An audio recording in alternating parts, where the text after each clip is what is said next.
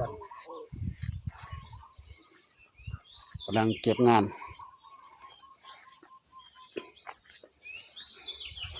ไฟเสียวเงินใหม่ก็เอามาเด้อเฮ็ดเม่นทาสีเม่น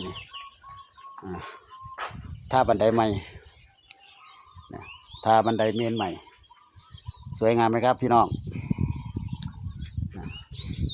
สร้างเขียวกับสร้างแปรทาบันไดเม่นให้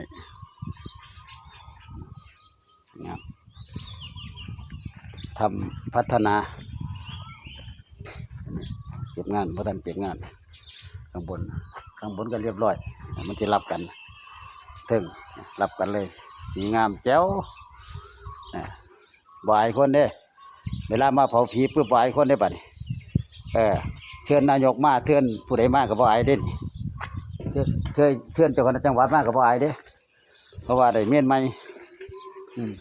ถ้าไม่ก็ทำในของใหม่ตัวปวดงามเลยพี่น้องถ้าแล้วมันก็ได้สีมันก็งามแจ๋วเนาะ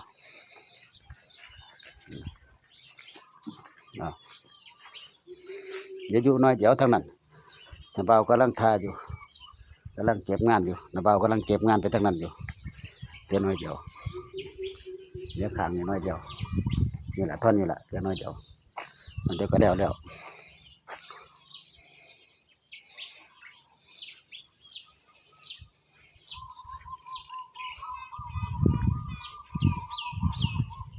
สีมันงามดีมันเข้ากันมันรับกับศาลาเลย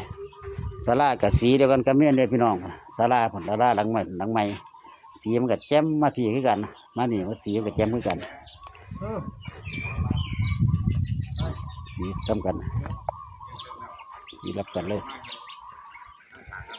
แล้วก็มีกุฏิหลังนี่กับสีมันจางแล้วล่ะ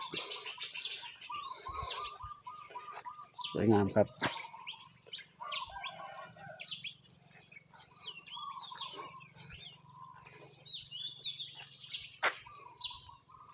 เรียบร้อยครับเดี๋ยวที่ซื้อที่สเปรย์มาฉีดประตูให้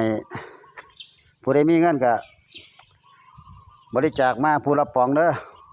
ผู้ละป๋องสีสเปรย์นั่นสีบอลผู้ละป๋องมาถ้าประตูไอ้นั่นผู้ละป๋องมาบริจาคมาน้องนุ่งเลยลูกหลานทุกคนก็จะได้งามๆบ่อายคนเด้